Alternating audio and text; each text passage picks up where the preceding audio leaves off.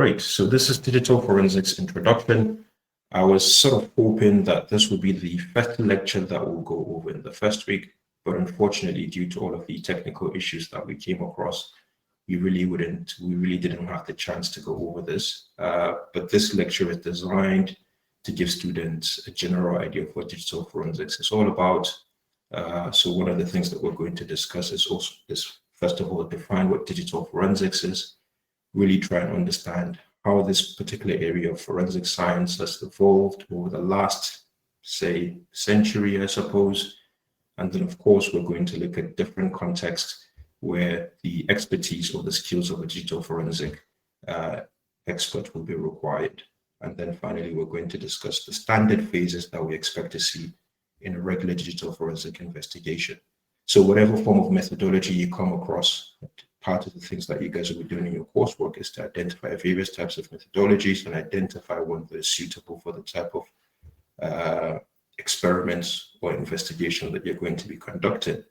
But generally what you'd find is whatever type of methodology you adopt, it's essentially going to sort of cover these main phases that we're going to be discussing in the lecture today. Okay.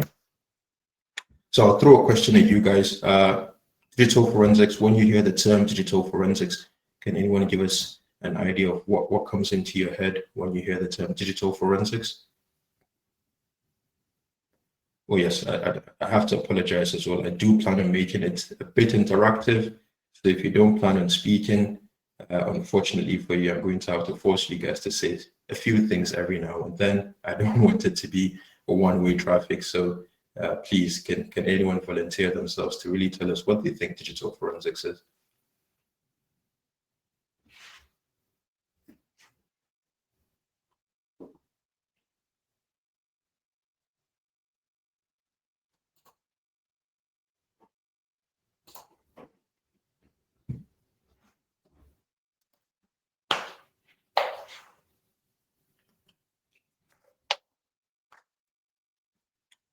Anybody in the room? I can see we have 38 participants. Surely one of you must be able to speak.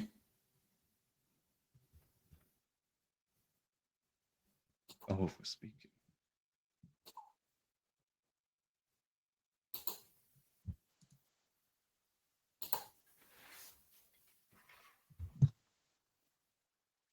Anyone?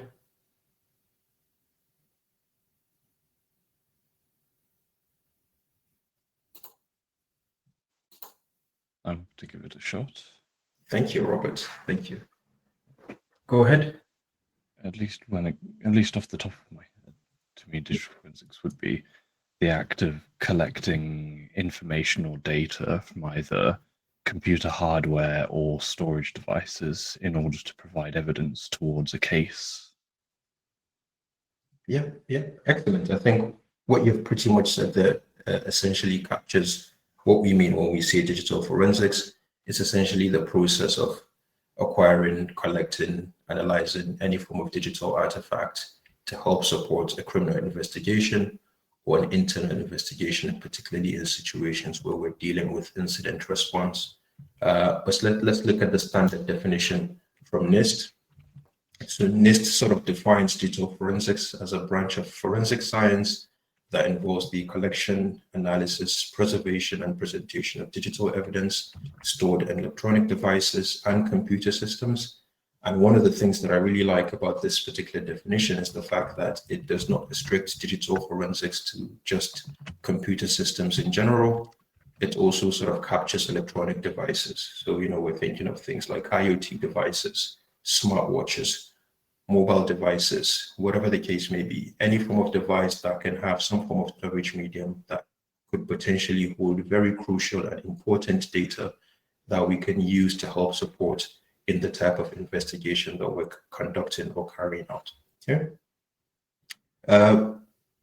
It's relatively new in the sense that when you look at other disciplines of computer science or computer security, you tend to find that this is one of the areas where there is quite a limited amount of research, a limited amount of standards, limited amount of tools and procedures for knowing how to do things for a host of reasons. One of them being that in the context of computer security in general, digital forensics is one of those areas that doesn't really pay a lot. So, if you end up being a law enforcement officer, for example, the pay in regards to, say, being a pen tester or somebody who's a SOC analyst, for example, does not really, you don't really see, adequate comparison in that regard. So a lot of people tend to shy away from this particular area of security. Another reason is the requirement to be technically adept and aware of the various types of mediums and computers that one may come across. So, for example, some of the discussions I've been having with our students from forensic investigations is the fact that, there's that limited capacity in really understanding technologies and also knowing how to investigate those types of technologies, which is a shame, really, because when you really think of the nature of crime in this day and age, it's almost impossible to come across a crime scene where you don't really have some form of digital artifact that could potentially help in solving that criminal investigation. Okay, so it's growing, it's developing, but part of the challenge again with digital forensics is, as it's growing, as it's developing, technology is also advancing and getting better and getting faster, etc. Criminals are also becoming, to new ways and measures and procedures of ensuring that their actions or their data remains confidential, or they find ways to make that type of information very difficult to come across, which again kind of makes our work a little bit more challenging. But nevertheless, it's still quite a very important area of cybersecurity, and we're starting to see a lot of growing demand in this area, particularly because it has a lot of different applications, not just in criminal investigation, not just in incident response, but we're also starting to see some of the skills being applied in things like open source intelligence, some of those skills being applied in things like investigating different types of war crimes that are being conducted by various nations, etc. So the skills are there, the skills are very important, and they're very necessary. Okay. Part of the things that we try to do with digital forensics in most cases is carry out an investigation after an incident has happened. And the key questions that we're really trying to answer is those 6 key questions: the who, the what, the when, where, why, and how. And these are the 6 key things that I usually tend to look for when I'm investigating or going through your coursework reports. So I've given you a piece of evidence for you to analyze. What type of information have you been able to uncover from that piece of evidence? So, for example, let's say with the who's the culprit in this particular instance, or who are the suspects? Are there any potential accomplices?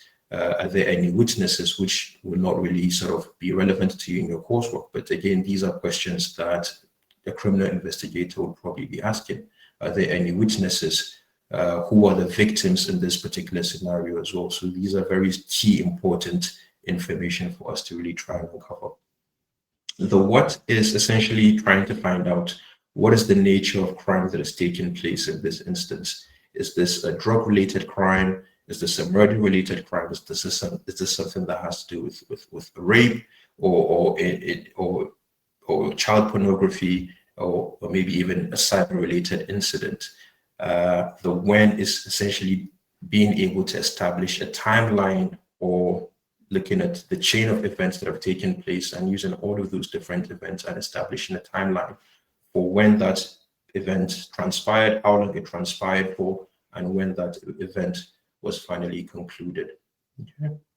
Where is basically trying to identify locality. So, looking at geodata, for example, to really try and establish where exactly did this particular incident take place. If it's a cyber-related incident, we know that it's very likely that somebody can be sitting in one part of the world and committing crime in a different part of the world. So again, here in this instance, where is going to be very important for us, because we need to understand some of the available legislation that we can use in this instance. For example, are we able to extradite this particular individual? What is the nature of crime that has taken place in this instance? Are we able to use local laws in the actual location where this person resides to be able to try this particular individual? So again, here, very important. The why is essentially being able to establish what is the motivation behind this particular crime? Is this something that is for revenge purposes? Is this something that is financially motivated, etc.? So again, very, very key piece of information, because it really tries to help us understand and get into the minds of the culprits or the people that we're suspecting of committing this type of criminal activity. Okay. The how is basically being able to establish how this particular crime took place, particularly in a cyber-related incident. This is very, very important, because we really try to understand what are the tools and technologies that have been used to conduct this particular type of cybercrime. If we're not able to do that, then at least at the very minimum, we should be able to establish what is the skill level required for somebody to be able to conduct this type of crime or activity. So very, very key important questions that I would expect each and every forensic investigation to be able to answer. Okay. So essentially what we're trying to do here is the primary focus, to identify meaningful evidence, to know what is relevant and what is not relevant. So as I mentioned to you guys last week, I tend to get reports where there's a lot of information that is not really relevant, but students feel because they have spent adequate time going through data, they might as well add this supplementary information. If it's not related to the crime, if it's not related to the incidents that we have identified in the evidence item that we're investigating, then there's really no point of adding it there, because it's just going to be additional information that would waste the time of the people or the jury who might be trying this particular case, or the judge who's going to be sitting on that particular case, or some of the other external stakeholders who might be involved in the investigation. Okay. We also try to look for inculpatory evidence. So it's essentially basically finding any information or data that could incriminate the suspect. So if somebody said they've done something, or if you think somebody has done something, if we can find any piece of evidence that can actually prove that that person has actually carried that particular act, or that person was at a particular place, at a particular time when that event transpired, then we can use that as part of incriminatory evidence. We also have exculpatory evidence. So again here, if we see or if we're suspecting somebody of committing something, but we find evidence that actually does not incriminate that particular individual, then in that instance, we can classify that as exculpatory evidence. Okay. Exculpatory evidence sometimes can also be thought of in the sense that, say, for example, you have an evidence image that we've provided for you, and you're going through the registry data of that evidence image, and you find out that there are multiple users of that particular system or that particular operating system. What you will find is not each and every of those users are going to be associated to the type of crime that you're thinking of, or the type of crime that has been conducted or carried out in this instance. You might find out that user A, user B are involved, whereas users, C, D do not have anything to do with this, because you do not have any linking information or any forms of association with the evidence that you're looking into. So it's very important that, again, you pay attention into things like that. Determining how to preserve evidence, very, very important. So again, knowing about the practices, knowing about the tools that we can use to preserve evidence, so we ensure that we do not modify or change the state of that evidence. So part of the things that we've been discussing is how to use things like hardware write blockers, software write blockers, that would essentially prevent any form of tampering. Now, in the case of live forensics, in those types of instances, it's impossible for us to investigate a piece of live machine without interfering with the data on that particular machine. Now, in those instances, we have to try and minimize our actions to the best of our ability, and to be able to justify every form of action that we're going to conduct on that system. Part of the things that we do to prove that is to take a number of screenshots, as we utilize several different tools or application on that machine to be able to acquire the evidence or data contained in that particular system. Okay. Now, the next phase is about extracting, processing, and interpreting the evidence. So this is where tools like autopsy come into play, tools like NCASE come into play, XRY forensics, Cellbrite, etc. All of these are multiple types of tools that we can use to essentially analyze the data And evidence can come in various forms. Evidence can come in a standard document file. Evidence can come in the form of an Excel sheet where we can actually see that, somebody is looking at the prices of different types of drugs or how much profit that they've made from the sales of drugs, etc. Evidence can come in the form of photos. So again, we do not really limit ourselves on the type of data and information that we analyze when we're looking at systems. We can identify or come up with evidence from various types and various forms of data. And finally, we need to ensure that that evidence is acceptable in the court of law. How do we do that? Essentially by following the industry standard practices and industry standard procedures and guidelines. So for example, ACPO principles. So these are things that we're going to discuss eventually at some point, really trying to understand what those key 4 principles are and how do we comply with them, how do we adhere to them throughout the process of the investigation. Adopting a suitable methodology for our investigation, that is also quite useful because one, it ensures that our investigation follows a methodical process. It's not something that we just do sort of ad hoc. We have a series of steps and a series of procedures that we're following to be able to come up with the outcome of that investigation. And finally, for us to be competent enough in doing what we're doing. So part of demonstrating your competency is obviously doing things like certifications within the area of digital forensics, etc. Now, 2 of the key skills that you really need to ensure you adopt is, first of all, knowing the best places to look for evidence. So, a number of times I've had students come to me and said, we've spent too much time on this and we're not really able to find anything. And maybe perhaps the answer to that is they're not really looking at the right places. They don't really know how to utilize those sort of tools to the best of their abilities. So one of the key features within Autopsy, for example, is being able to bookmark events and identify other specific data or other specific files that could be associated to a piece of information that you're looking for. So say, for example, you're interested in something related to somebody who's involved in selling marijuana, for example.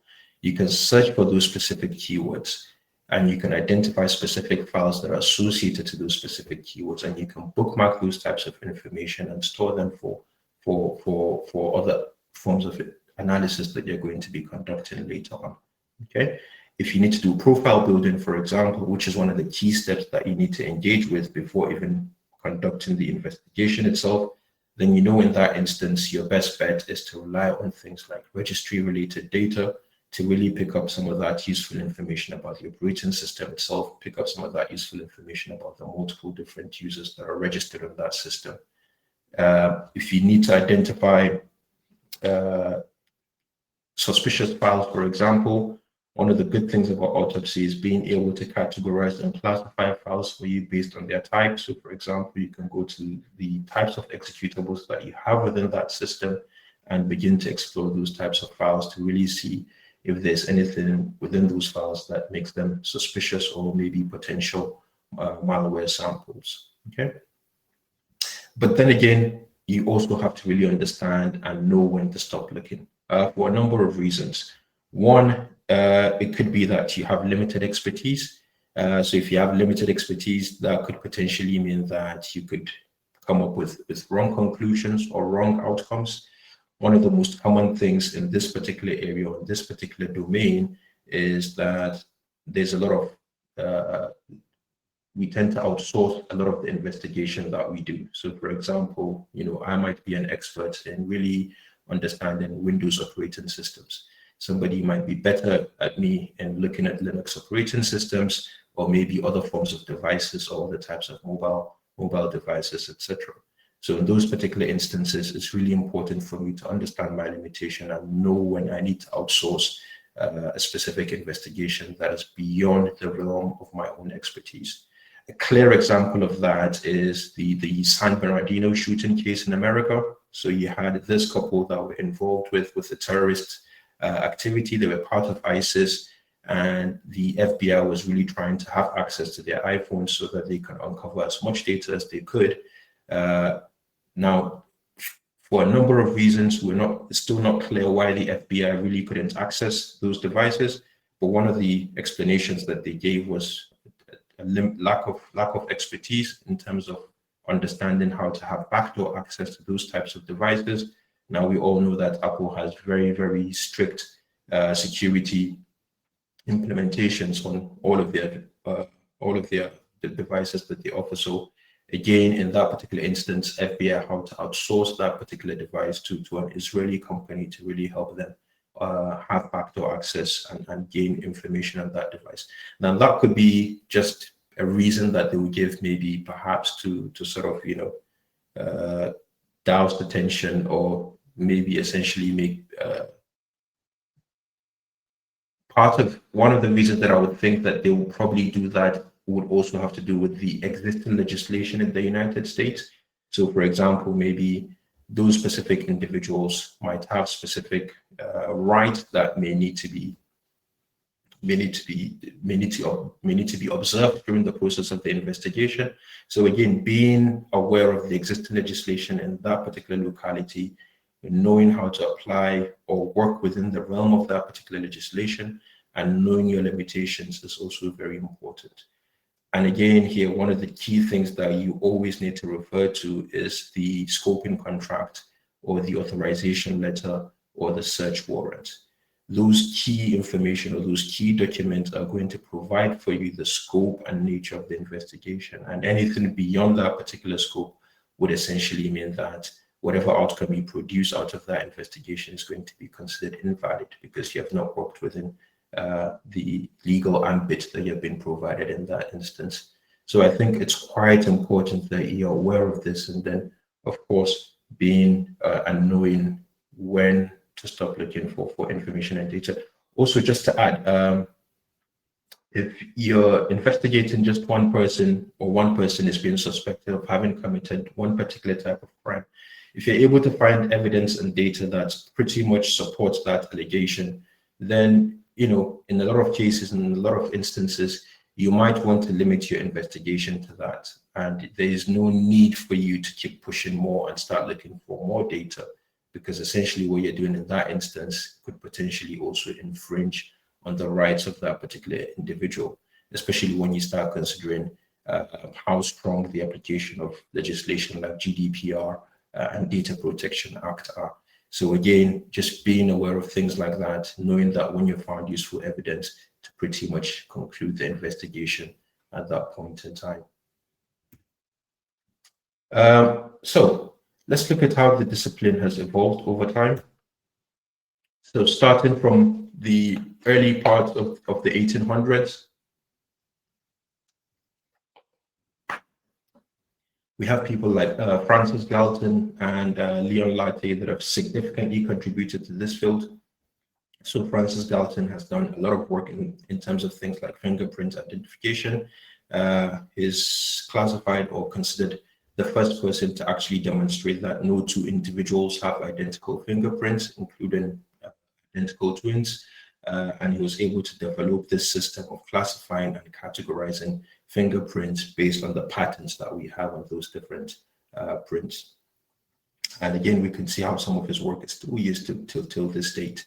Leon Lartey has done quite a lot of work in terms of blood typing and blood identification. So essentially being able to use blood stains to identify individuals or link people to crime scenes, which is something that we still use till this day. And again, some of this work that he's done has also led to the contribution of advancements in things like DNA profiling and forensic biology. Calvin Goddard, who is an American, has done quite a lot of work in terms of analyzing firearms, bullets, and cartridge cases. So essentially being able to use all of these different components to really establish accurate connections between suspects and crimes involving guns. Whereas Albert Osborne and Hans Gross have done quite a lot of work in terms of documentation and document examination. So, you know, examining things like people's handwriting, typewriting, signatures, etc., to really see if there's any element of forgery and to help identify authenticity. Whereas Hans, some of his contribution is towards more things like how to treat a crime scene, for example, how to take precautionary measures to avoid contaminating that particular crime scene, etc. Now, moving on to 1980s, this is where we see the emergence of personal computers. And of course, this brings with it a host of other issues, right? Because now humans have a new tool that they can use to communicate, to make their lives easier, and to make work easier. But those same tools and those same technologies can also be used to harm others or to cause harm to organizations, etc. So some of the work that people like Frederick Cohen has done a lot of work in understanding things like computer viruses, for example, really trying to understand and identify information related to their own origin or the authors who might be responsible for those types of things. Because it's right about that time we began to see the emergence of those types of attacks. Moving on to the 1990s, this is where we see government trying to keep up with some of the issues that we've been able to identify with the use of personal computers. So we see legislation trying to keep up with some of those things. So we see, for example, the Computer Misuse Act 1990. We also see the Computer Crime and Intellectual Property section. All of those came into fruition roughly around that time. And by the time we get into the 2000s, we also see a host of tools that are being introduced and made available in the market for all types of forensics, digital forensics analysis. So EnCase, Autopsy, FTK, a lot of the tools that you're going to be using for this particular module really came into the market roughly around that time. By the mid-late 2000s, this is where we begin to see, huge explosion in terms of using things like cloud computing and cloud storage, for example. And again, this is also a testament to the Moore's law, right? So Moore's law is sort of this principle that Gordon Moore came up with, where he sort of visualized that computers are going to get twice as powerful every 2 years. And essentially what he's trying to imply by this is, as technology advances, computer chips, data storage, all of these things are rapidly going to get cheaper, and they're going to get faster, they're going to become a lot more efficient, and the size of data storage is significantly going to increase as well. Now, this brings a host of issues, particularly for us in forensics, for example. So now we have a completely niche area within forensics referred to as cloud forensics, which again focuses purely on cloud computer storage and how to analyze cloud-related data. We also sort of see this evolution and gradual shift from hard disk drives to solid-state drives, and all types of variations of solid-state drives using various types of technologies, etc. These are all things that we're going to explore in some of our future lectures to really understand how these hardware components work and that sort of thing. Okay. 2010s, continued growth, not just in devices and technologies, but advancement in cybercrime as well. We begin to see the evolution of cybercrime. We begin to see all types of techniques and approaches that are being used in the context of cybercrime. But we also begin to see introduction of legislation that in some instances can restrict some of the work that we do. So for example, General Data Protection Regulation or the Data Protection Act. So now when we're in the process of conducting an investigation, we need to be aware that in those particular instances, we become the data processor or we become the data controller. And we have to be very mindful and careful of how we treat whatever type of data that we're investigating. We also have to be aware of or be conscious of how we preserve that data or how we preserve that information, and put measures that will prevent some of that information from going into public spaces. So a common example of that is, I don't know if you guys can remember, but in America, when Kobe Bryant died from the helicopter crash, his wife was able to sue the LAPD because during their investigation, some of the people who were involved in that investigation leaked the photos of some of the charred and dead bodies from that particular scene. So again, being aware of these things, knowing the consequences that could come with them is very, very important. And of course, you as somebody who has been placed as someone with authority, I think it's quite important for you to really be aware of how you do your work and how you conduct yourself during any forms of investigation. Okay. Now, 2020s, it's really sort of uncharted territory at this point. In terms of what the future holds, it's hard for anyone to see or tell. We're seeing explosion in the use of machine learning, AI, blockchain technology, etc. All of these things are going to present various types of challenges to investigators in terms of how we identify information related to criminals.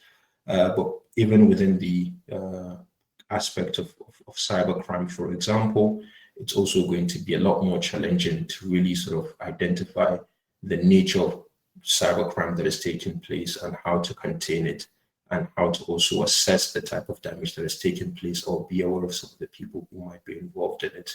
So again, there's going to be this sort of continuous cat and mouse game going forward. Part of the things that we're seeing nowadays in the news, for example, is we've seen the explosions of those mobile devices or pages in Beirut, in Lebanon, for example. This is not purely related to digital forensics, but what we can essentially see here is that how people can use multiple means and multiple approaches to be able to utilize technology to carry out various types of activities. And again, this is also going to mean that the future is going to be one that is filled with these types of things that will make it very, very difficult to contain or restrict how technology can be used in negative means or for negative purposes. Now, types of investigations, they're sort of generally two contexts where the skills of digital forensic expertise are required. One of them is internal investigation. Internal investigation is mostly based on incident response policy. In some instances, that internal investigation could lead to a criminal investigation. Okay, so maybe throw a question at some of our cybersecurity students. Can anyone tell us what we mean by incident response?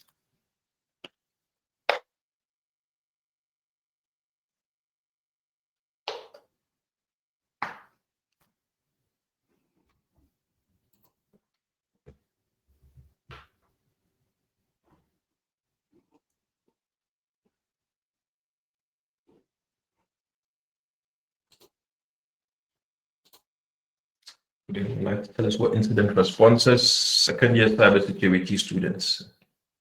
This should be an easy piece of cake for you.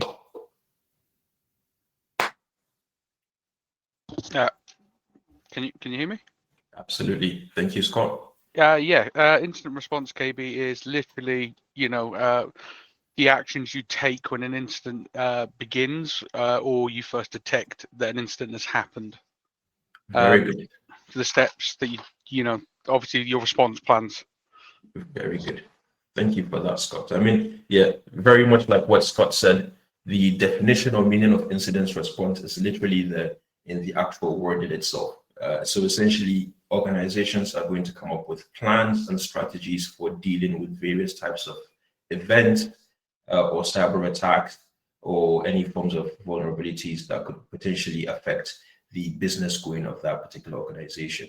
So that response or that plan or that approach or strategy is what we refer to as the incident response policy. Okay. In some instances, this could lead to a criminal investigation. So if a member of staff or an employee somewhere is being investigated for something, and somehow we find out that maybe within that person's work computer, there's also information related to an actual crime, then in those instances, the organization is obligated to report that to the responsible authorities within that particular locality. Okay. Now, the other context obviously is criminal investigations. So law enforcement agencies, etc. Part of the work that they need to do is to be able to really understand how to investigate and analyze digital artifacts. Okay. Now, so we're already aware of what incident response is, but I've put this there sort of to just give some of our non-cybersecurity students a bit more context about security or computer security in general. So again, I'm going to ask somebody to come forward and really tell us what we mean by CIA triad.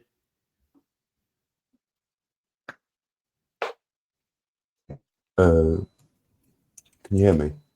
Absolutely. Just how you deal with data, how you keep it sort of how it is, so it's not edited at all. It's accessible by the people who need it and have permissions for it, and it's not accessible to people who don't have it. Okay. So I think what you've defined there is one of the principles within the CIA triad, which is really good. But what I'm really looking for is what exactly is the CIA model and why is it important in the context of security, not just data security, let's just say computer security at large.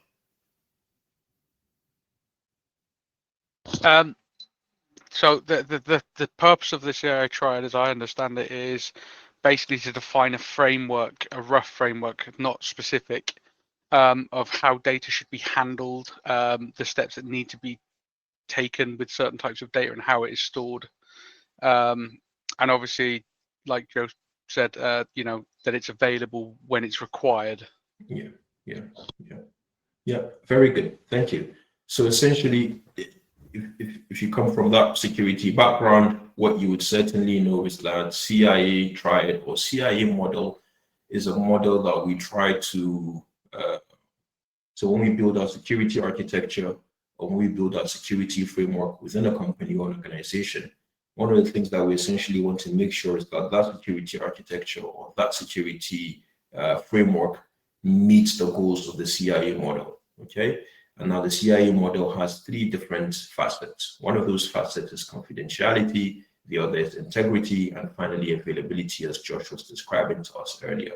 So availability essentially means that making resources or data available and accessible to users whenever the need for the use of that data arises. So, an ideal example in this instance would maybe perhaps be, say, for example, the use of virtual learning environments within university institutions. So, making sure that data and resources are available to all of these different users, including teachers and students that need to make use of that particular platform to share resources and share information and share data. Okay.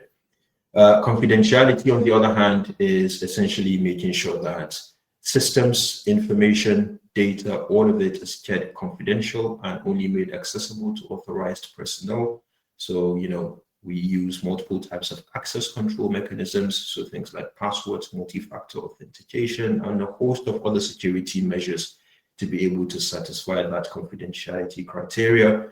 And finally, integrity is basically about ensuring that data remains accurate, it remains unaltered, and it remains trustworthy. Okay.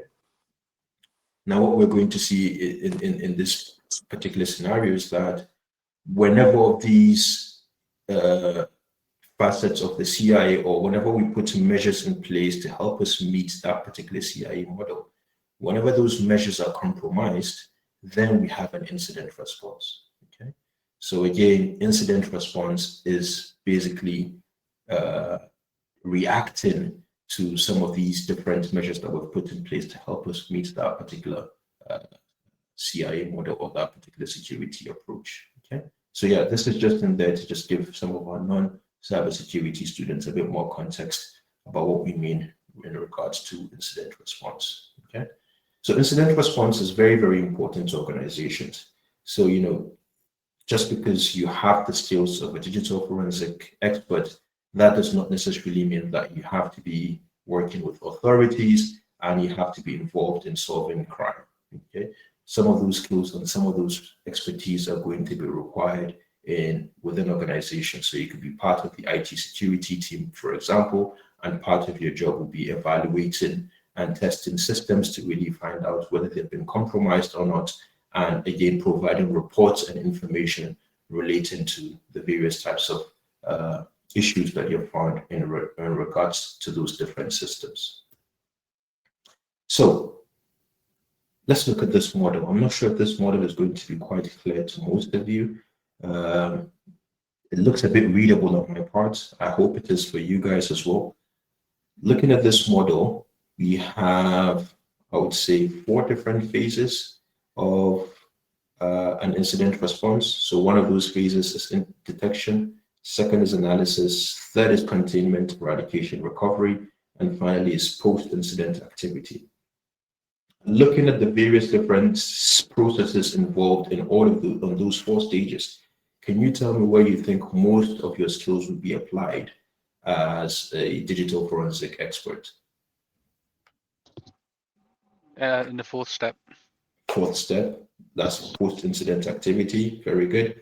So essentially what you're doing here is you've been able to contain or eradicate or recover the systems, but what you need to be able to also do is to brief all of the different stakeholders within the organization. Part of that is what we do in forensics, right? To report information about your findings. Okay, so obviously post-incident activity, your skills are going to be required. Thank you for that. Any other steps or any other stages?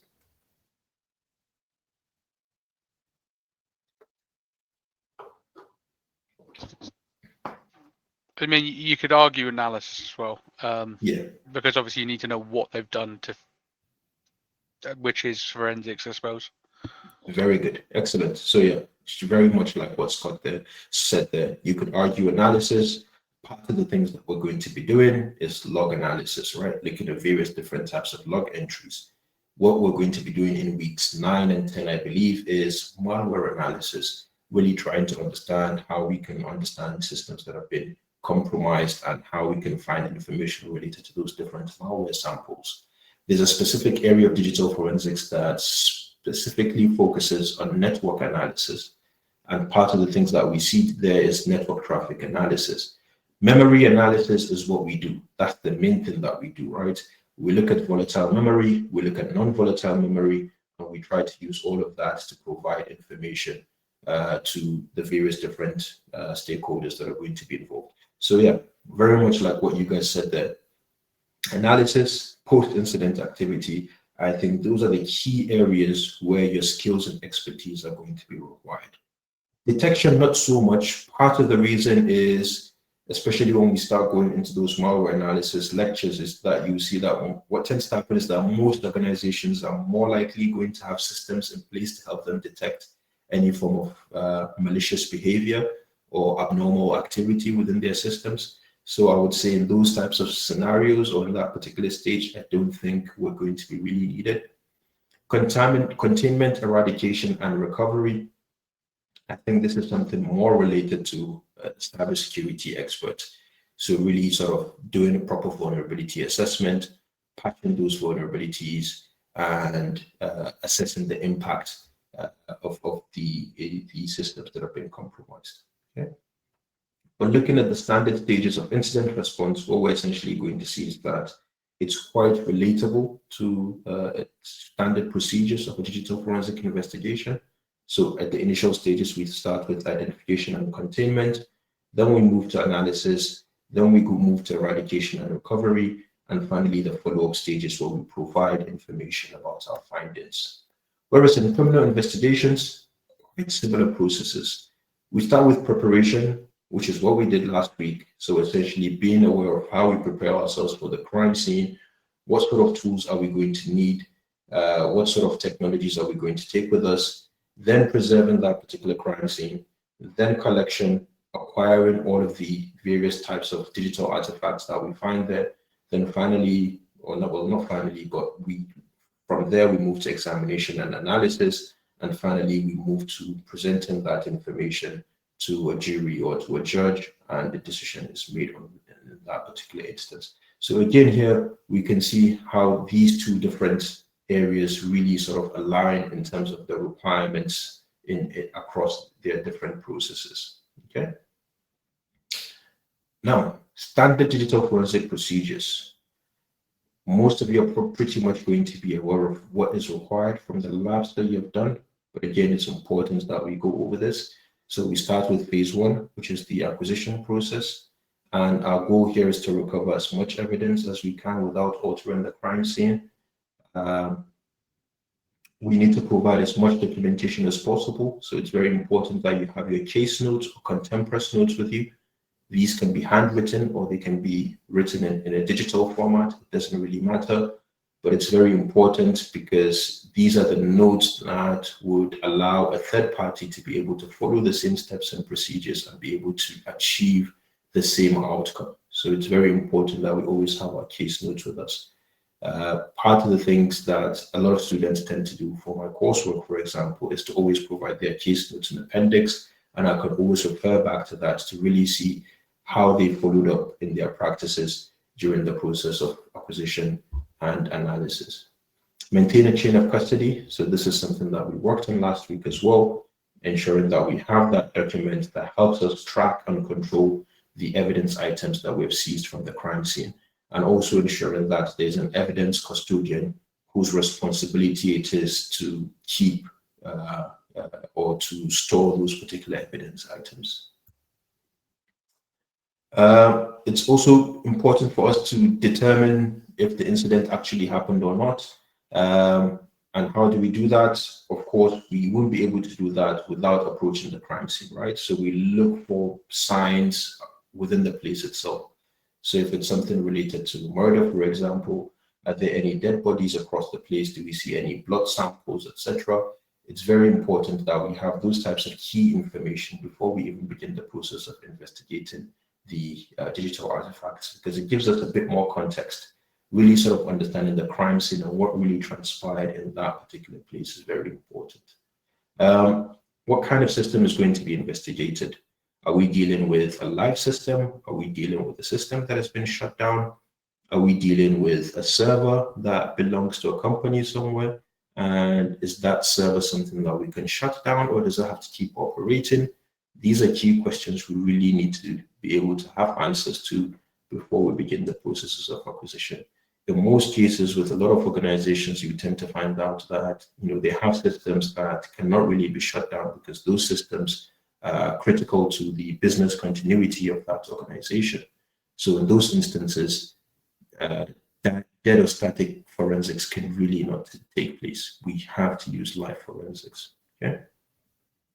Are there policies governing the handling of the incident? Most organizations would usually have their own internal policies for handling incidents in terms of the processes to follow and who to report that information to, communication chain, etc. But again, the two important documents that we also need to be conscious of is the search warrant in the case of internal investigation, the scoping contract, or the authorization letter. This is what will determine the entire scope of our investigation. Right? What type of information is relevant to us? Pretty much everything. So in the process of acquisition, we try to get as much data as possible, as long as the information that we collect is within the realm of that scoping contract or that search warrant that we have available to us. So if it's live forensics, for example, we want to get all of the volatile data as quickly as possible. So, the running processes on the machine, the network connections and network activities, the RAM data, etc. Very important. And once we have all of those, we can then begin the process of actually collecting the data contained in the storage medium. Okay. One of the things that we have to be aware of is that we never conduct our investigations on the actual evidence artifact, right? And what do I mean by this? Say, for example, we seize a mobile device, or say, for example, we seize a hard disk drive and it's related to a particular crime that is taking place. We can easily connect that hard disk drive to a write blocker and connect that write blocker to a device and begin our investigation.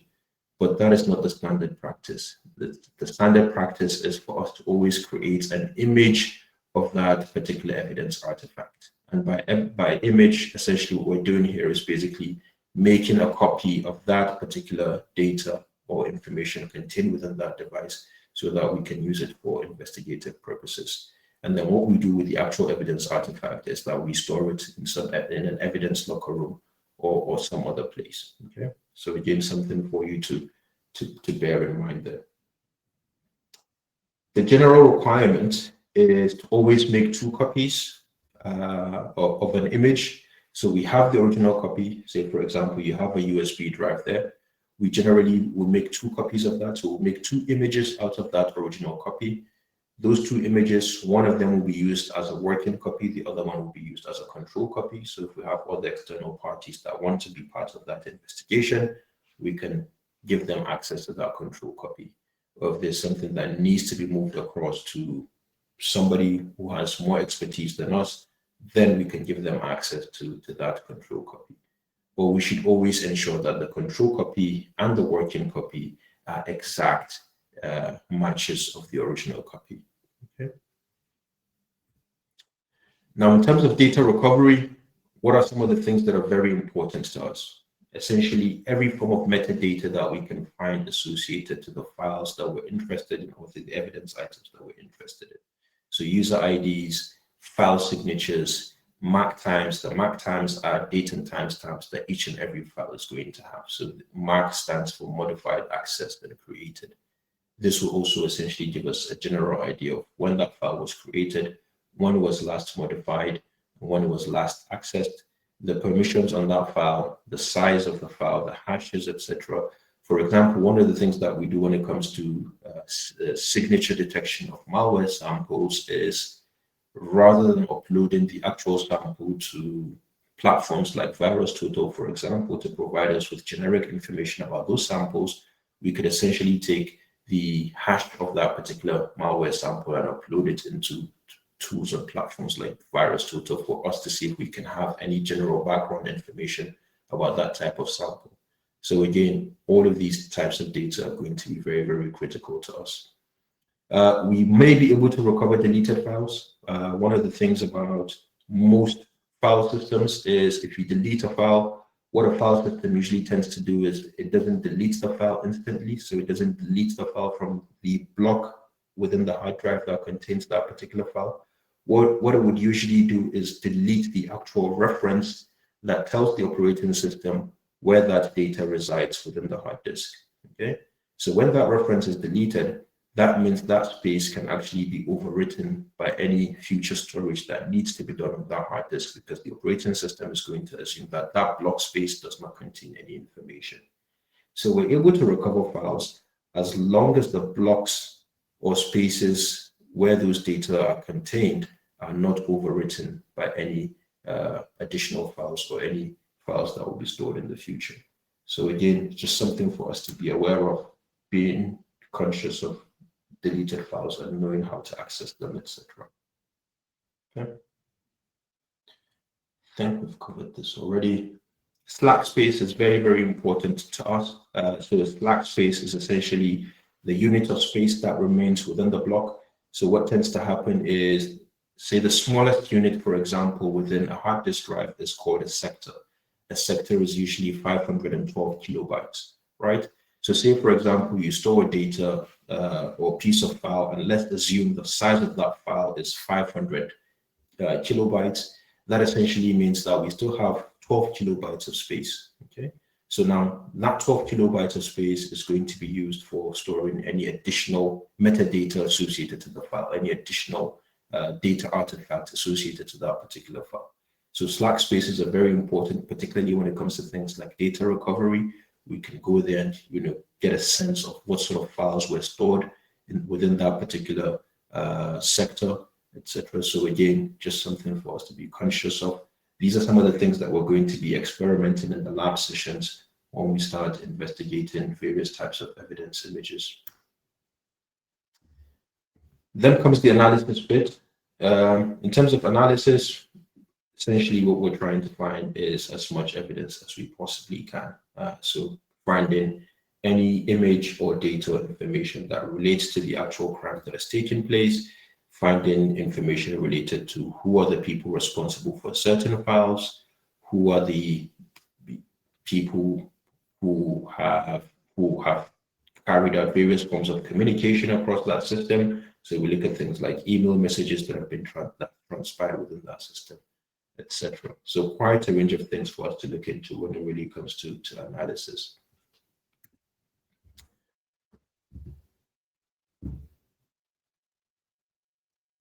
Right, I think we mentioned this earlier. So essentially the types of files that we're looking into, there's no limitation really. PowerPoint presentations, photos, spreadsheets, database files, the list is really endless. Any file that we can have access to, that we can view the data within that file, as long as it contains relevant information, that file is going to be useful to us and is going to be important to us in our investigation. Okay.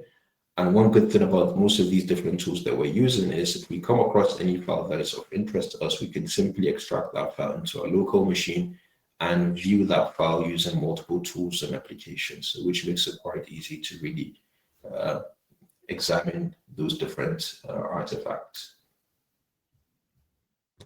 Right. Part of the things that we need to be aware of is sometimes we can have files with misleading file signatures. So you can have a file, for example, that has the extension PDF. When you see a file with the extension PDF, which may be used, when you see a file with the extension, so say, for example, a Word document. A Word document is going to have the extension docx, right? Extension does not always mean that that file is a Word file. Anybody can change the extension of a file, so something for us to really be aware of. Essentially, what is important to us is the actual file signature. The file signature is what is stored in the actual file header that provides information to the operating system and tells the operating system, this file is a specific type of file. So if it's a PDF file, that file signature is going to contain the signatures of a PDF file. So it's going to contain hex values that relate to a PDF file. So again, part of the things that we're going to be doing in the lab sessions is really uncovering how we can identify files that have misleading file signatures and being able to extract them and open them with their respective file types. Okay. Some files can be stored in unusual locations. Very common with malware, for example, malware can be packed. So there's a common technique used by malware authors called packing, and it's a form of data compression where you actually compress the malware itself. This allows the malware to evade any form of detection when it comes to things like antiviruses and anti-malware tools that we use in our machine and systems. So again here, when we start doing those classes, we're really going to learn how to unpack those types of samples to really help reveal their true nature and identify their true purposes on our systems. Okay. Good.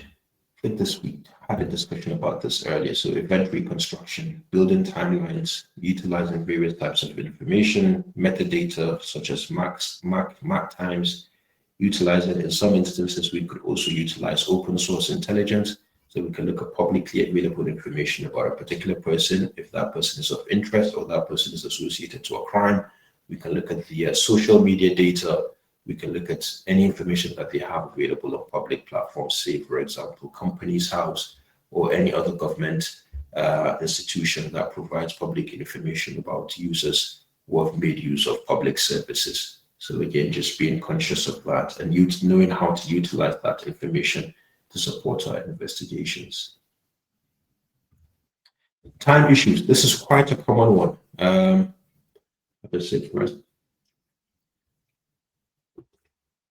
Time is a huge problem when it comes to digital forensics.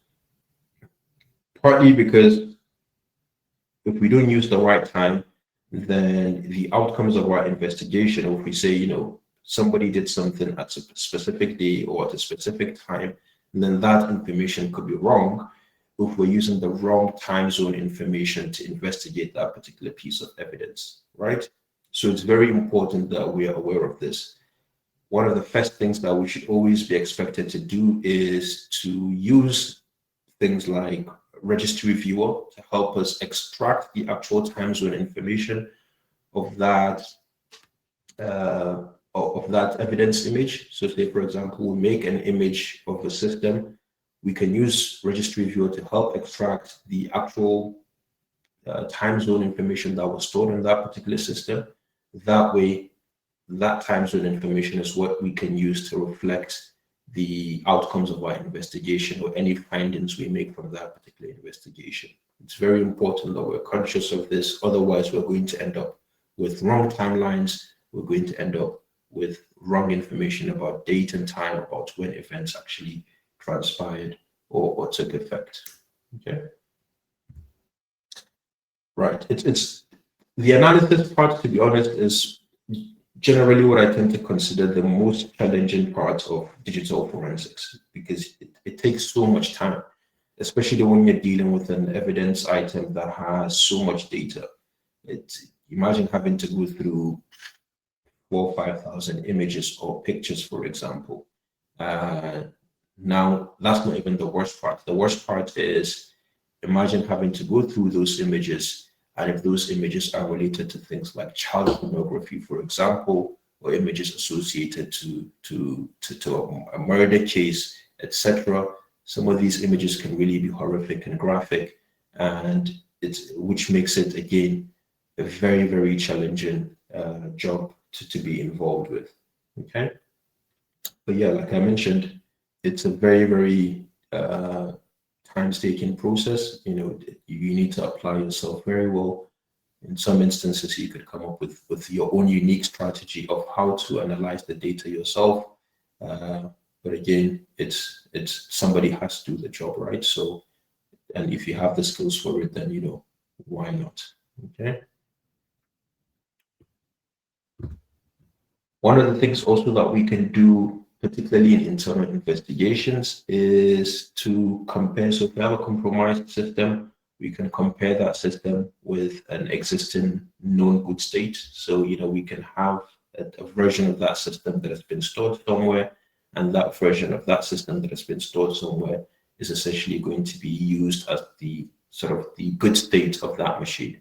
And if we compare the two and we see any discrepancies, then in that particular instance, we can begin to assume that there's some form of compromise that has taken place on that machine or on that system. Okay. I've gone slightly over the hour. Let's try and quickly go over this. Unknown executables. Autopsy is perfect for this because it can categorize and classify all of the executable files for us. It can categorize and classify all of the DLL files for us. And we know that most malware samples are either going to be an executable file or a DLL file. Now, because we have that categorization, we can essentially export the files that are contained in that folder into a constrained environment where we can actually do our investigations on those different samples. So that constrained environment could be a dedicated system. So we could have a dedicated system simply for conducting that type of analysis. Now, the challenge with that is if that system is compromised, then the only solution will probably be to destroy the system. Okay, and this is not viable in the long term. Another option is to use a sandbox. So sandboxes are dedicated environments that would allow us to do on-the-file decompilation of malware samples and provide us some generic information on those samples. But again, what you tend to find with sandboxes is that their features are quite limited. You're not really able to explore that particular sample as much as you would want to. So say, for example, you need to conduct some form of reverse engineering of that sample. You might not necessarily be able to do that with a sandbox. The best bet is to utilize a virtual machine. So we can export it into a safe virtual machine. We can restrict the network access and connectivity of that virtual machine and essentially conduct our analysis within those virtual environments. Now, the challenge with virtual machines and sandboxes, again, in general, is that a good malware author can design a malware that can detect any environment that is not a proper physical system or physical device. Part of the reason is because virtual machines have their own unique conventions when it comes to writing their own MAC addresses and other types of attributes related to them. So a good malware author will be able to simply write a simple script that would enable that malware to quickly search for general information related to its environment. And if it finds that that environment is not a suitable environment, then that malware can refuse to execute itself. Therefore, we're unable to really find out what exactly that malware does, which makes it again quite challenging. But yeah, in all the labs that we're going to be doing, we're going to ensure that all our investigations are within the virtual machine environment. Okay.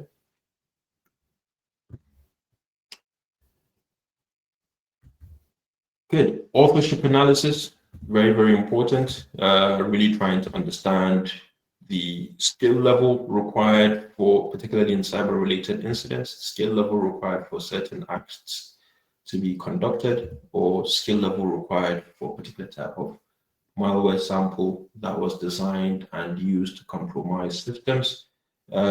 Being able to determine whether this is something that was done by a script kiddie or this perhaps is something that was carried out by a state-sponsored attack. It's very, very important to us. This would determine the emphasis that we need to give to that type of investigation, and even us on our part, the sort of resources we need to allocate to that particular type of investigation. Okay. And finally, presentation. So we do all of our analysis, we come up with our findings, but we have to present that to someone. So in the case of an internal investigation, it really depends on the policy guidelines of that particular organization. Sometimes it could be a CEO, sometimes it could be the CTO of that particular organization. But what we really have to be aware of is we're most likely going to be presenting that information to somebody who might not necessarily have very, very strong technical background. So we have to be able to present this type of information in simple terms, particularly in areas where, for example, we're investigating cyber-related incidents that have to do with things like malware or various types of payloads that have been used to compromise systems, etc. Okay. Now, in a criminal investigation, sometimes we might have to appear in court as an expert witness to give our own testimony of how we're able to conduct the investigation, what are our findings from that investigation, and also be ready to be cross-examined because, of course, we have to be able to answer questions related to the investigation that we've conducted. So I think, again, we have to prepare ourselves and our minds for these types of scenarios if this is the route that we choose to take. Good. So essentially what we've covered today is general background of digital forensics, looking at the context where digital forensics can take place. One of them is internal investigation. The other is criminal investigation, and understanding the main differences between the two and how some of the phases in both types of investigations usually tend to align. But of course, also understanding the standard processes and procedures of a digital forensic investigation. So, starting with acquisition, then recovery, then analysis, and then, of course, finally presentation. And one of the things that we've also been able to do is to highlight or look at the timeline of how this particular discipline or area has evolved over the years, with the introduction and use of multiple different types of tools and technologies and various introductions of regulations, etc. And these are all things that we need to be aware of, because these are some of these principles and approaches are what we're going to be adopting and applying during the process of a standard investigation. Okay.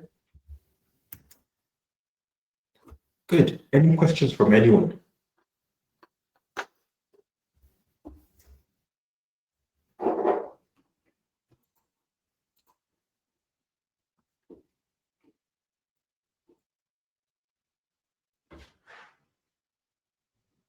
Okay, that looks like no to me. All right, good. So let me just make sure I stop recording.